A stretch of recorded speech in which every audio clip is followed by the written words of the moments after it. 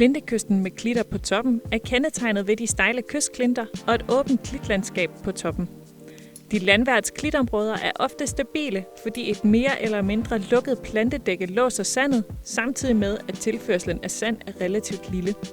På toppen af klinterne findes typisk mere aktive klitter, hvor vegetationen er sporadisk. Disse udvikler sig løbende, og når der tilføres sediment fra vinden, vokser både klit og vegetation.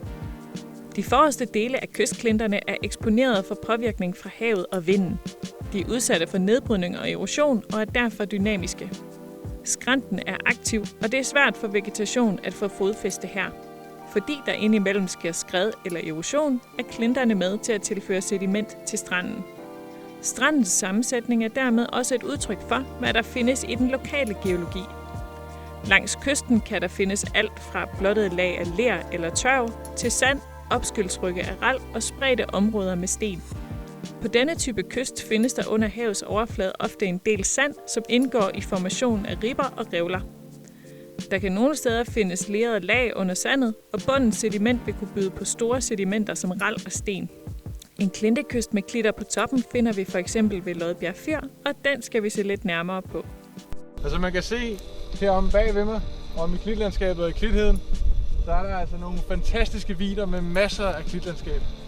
Det her område her, det har været afblæst, og der findes masser af parabelklitter herinde, hvor der så kommer de her indlandssøer, som ligger langt inde i landet. Det tyder også på, at den sedimenttilstrømning, der har været tidligere, har betinget en sedimenttransport med vinden, altså vindbåren sand, ind over området her. Lige her på min højre side, der finder vi også nogle lerlag, fordi når der er sådan en åben kyst her, og vi har storme på vestkysten, så vil der altså også være erosion, og så vil skrænten være aktiv.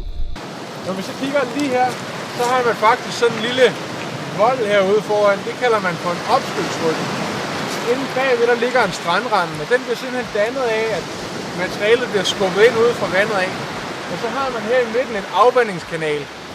Den naturstrøm, som er her, det minder meget om det, man har derude på revlerne.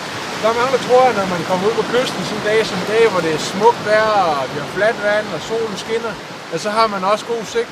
Det hænger desværre bare ikke sådan sammen. Ofte så har vi rigtig meget turbidinitet og rigtig meget sediment i vandet, men det er altså et meget dynamisk sted, og det tager ret lang tid, før man får en stillestand i vandet.